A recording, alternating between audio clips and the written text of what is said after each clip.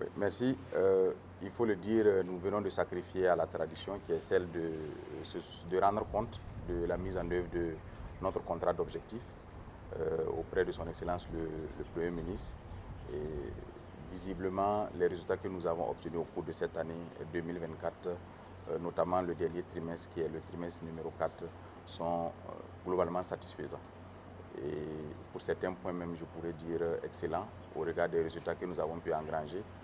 Vous l'avez suivi avec nous, les résultats qui ont été présentés, qui ont été ceux de la campagne agricole humide. Il y a également la campagne agricole sèche qui est en cours, avec déjà un certain nombre d'échos qui nous parviennent. Nous avons en tout cas pu rendre compte à son Excellence de ce que nous avons pu faire comme effort avec l'accompagnement de leurs Excellences, le président du FASO et de son Excellence le Premier ministre.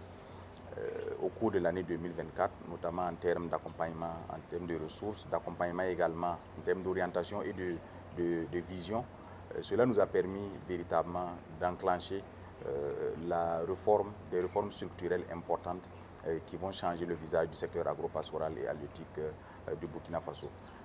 Il faut le noter, nous sommes dans la dernière année de la mise en œuvre de l'offensive agro-pastorale et halieutique, donc l'année 2024 était une année charnière au cours de laquelle il fallait intensifier un certain nombre d'activités et un certain nombre aussi d'actions avec des priorités qui sont mises sur le renforcement de la production de l'ensemble des spéculations pour lesquelles nous sommes fortement dépendants de l'extérieur.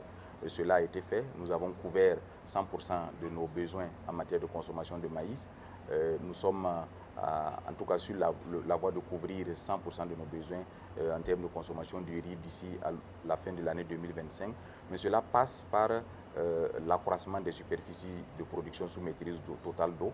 Et ça fait partie des points sur lesquels son Excellence a insisté pour que les orientations soient données et que les instructions soient reçues pour pouvoir accroître les initiatives, renforcer les actions dans le sens de l'accroissement des superficies avec production sous maîtrise totale d'eau. Nous avons également pu rendre compte des différentes initiatives qui ont été menées dans le cadre des ressources animales, notamment les initiatives qui sont prises pour la géolocalisation du cheptel, les initiatives qui sont prises également pour la reconstitution du cheptel pour les populations qui ont été affectées par la crise, les initiatives qui sont prises pour accompagner le secteur de l'aviculture qui a été très affecté par la crise à la grippe aviaire. Ce sont autant d'initiatives que nous avons prises et des actions que nous avons menées au cours de l'année 2024.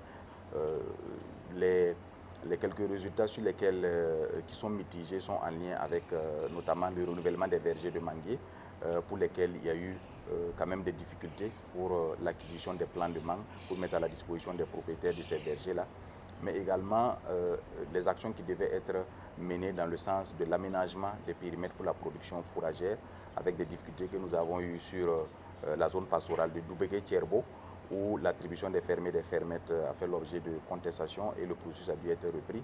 Il y a également des difficultés liées à la délimitation de la zone pastorale de Sondré-Est qui ont ralenti un peu les activités en lien avec la modernisation de ces zones pastorales. Tout est rentré dans l'ordre, les actions sont en cours et vont être intensifiées pour doter ces zones pastorales d'équipements et d'aménagements qui puissent les faire changer drastiquement le visage de l'élevage au Burkina Faso.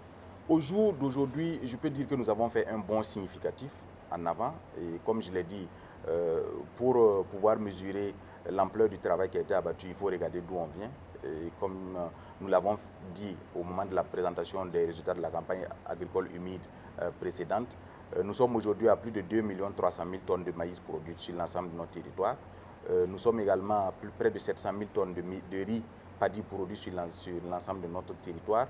Au niveau des cultures de rente, aussi bien que des cultures vivrières, il y a un accroissement qui varie entre 11 et 18% de la production globale sur notre territoire. Ce sont des fruits des efforts qui ont été consentis et cela nous rassure quant à l'atteinte de l'autosuffisance alimentaire.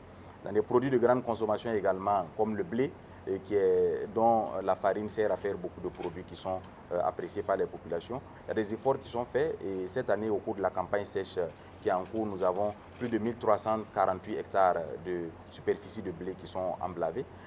Nous sommes partis l'année passée d'une centaine d'hectares à plus de 1000 hectares cette année. C'est un bond significatif. les populations se l'approprient, les producteurs également s'engagent. Et notre objectif est de faire en sorte que sur les périmètres où nous avons une maîtrise totale d'eau, nous puissions produire 2 campagnes de riz et une campagne de blé au cours des années à venir. C'est vous dire que nous sommes optimistes avec les instructions qui nous ont été données pour l'année 2025, mais également avec les moyens qui ont été mis à notre disposition et les orientations que nous avons reçues, l'accompagnement également dont nous bénéficions de leurs excellences, le président du FASO et le Premier ministre. Nous sommes confiants quant à l'atteinte des objectifs de la première phase de l'offensive agro-pastorale, qu'il faut le rappeler, prend fin en fin 2025, parce qu'elle était initialement prévue de 2023 à 2025. Nous réfléchissons déjà aux perspectives par rapport à la deuxième phase, avec comme cible les produits pour lesquels il y a des efforts supplémentaires à faire, avec comme cible également les produits pour lesquels